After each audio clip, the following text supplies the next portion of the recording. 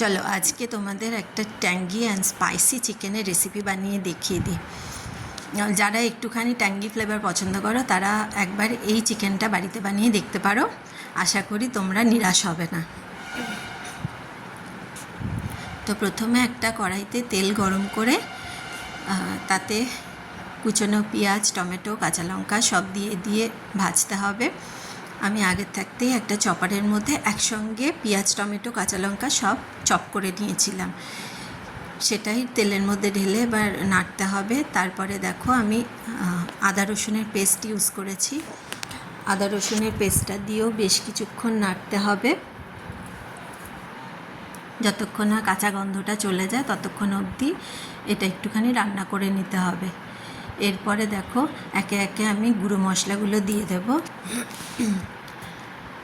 লবণ দিলাম, জিরে গুঁড়ো, ধনে গুঁড়ো, লাল লঙ্কার গুঁড়ো আর হলুদ গুঁড়ো।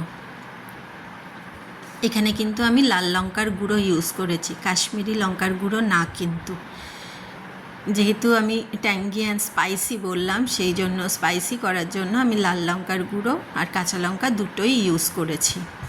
তোমরা তোমাদের ঝাল মতো তোমরা তোমাদের ঝালটা, মানে যারা ঝাল খেতে পারো না তারা কাঁচা লঙ্কাটাও স্কিপ করতে পারো বা যে কোনো একটা স্কিপ করে দিতে পারো।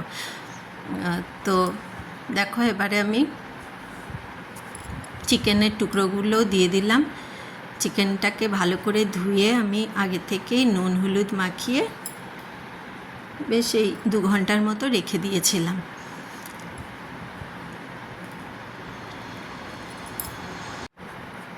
এবারে দেখো একটা পাত্রে আমি খানিকটা দই নিয়ে সেটাকে খুব ভালো করে ফেটিয়ে নিচ্ছি। দইটাকে অবশ্যই ফেটিয়ে নেবে, নয়তো ডাইরেক্ট দইটা দিয়ে দিলে কেটে যাওয়ার সম্ভাবনা থাকে, একটু ছানা ছানা হয়ে যায়। ওই জন্য সবসময় দই দেওয়ার আগে অবশ্যই ওটা একটু সামান্য জল মিলিয়ে সেটাকে ফেটিয়ে নেবে, খুব ভালো করে ফেটিয়ে নেবে। তো এবারে একটুখানি চিকেনটা ঢাকা দিয়ে করতে হবে, যেহেতু চিকেন সিদ্ধ হওয়ার একটা ব্যাপার রয়েছে, নয়তো ভালো করে সিদ্ধ হবে না। তাই একটুখানি ঢাকা দিয়ে চিকেনটা রান্না করতে হবে। তো দেখো যেহেতু আমি আগে থেকে ম্যারিনেট করে রেখেছিলাম চিকেনটা, তাই খুব বেশি সময় নেবে না চিকেনটা সেদ্ধ হতে। এবারে দেখো আমি দইটা দিয়ে দিয়েছি। দইটা দিয়ে আর একটা কথা বলে রাখি, যখনই দই এরকমভাবে ইউজ করবে কোনো খাবারে, অবশ্যই গ্যাসের ফ্লেমটা কিন্তু অবশ্যই লোতে রাখবে, নয়তো দই কিন্তু ফেটে যাবে। কোনো রান্নাতেই, যে কোনো রান্নাতেই ব্যবহার করো না কেন, দই কিন্তু ফেটে যায়। তাই যখনই দই দেবে কোনো রান্নাতে অবশ্যই গ্যাসের ফ্লেমটা লোতে রাখবে।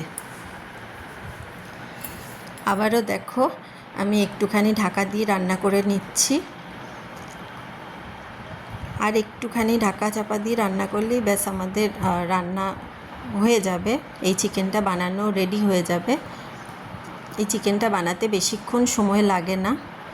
চিকেনটা আগের থেকে ম্যারিনেট করে রাখলে একদমই হাতে সময় বেশি লাগে না, হার্ডলি হয়তো 10 মিনিটের মতো লাগে এটা বানাতে। এবারে দেখো চিকেনটাকে আরেকটু ট্যাঙ্গি করার জন্য আমি লাস্টে টমেটো কেচাপটা মিলিয়ে তারপরে চিকেনটা নামাবো। এতে করে কি হলো, স্পাইসিও হলো আবার ট্যাঙ্গি ভাবটাও এলো। আমি কিন্তু এখানে কোনো গরম মশলা ইউজ করিনি। একবার তোমরা এইভাবে চিকেনটা বানিয়ে দেখো, দারুণ লাগে খেতে। এটা রুটি, পরোটা, লুচি, ভাত সবার সঙ্গে যায়। এই চিকেনটা সবার সঙ্গে খুব ভালো লাগে খেতে। একবার তোমরা বাড়িতে অবশ্যই বানিও, দারুণ লাগে এই চিকেনের রেসিপিটা এবং খুব ঝটপটও রান্না হয়ে যায়। এখানে গরম মশলা দেওয়ার দরকার নেই, যেহেতু আমি এখানে টমেটো কেচাপটা ইউজ করলাম, সেই জন্য এখানে গরম মশলা দেওয়ার দরকার নেই। দেখো আমার কিন্তু চিকেন রেডি হয়ে গেছে, একদম বানানো রেডি। তোমাদের যদি এই রেসিপিটা ভালো লেগে থাকে তাহলে অবশ্যই একটা লাইক, কমেন্ট এবং শেয়ার করে দিও।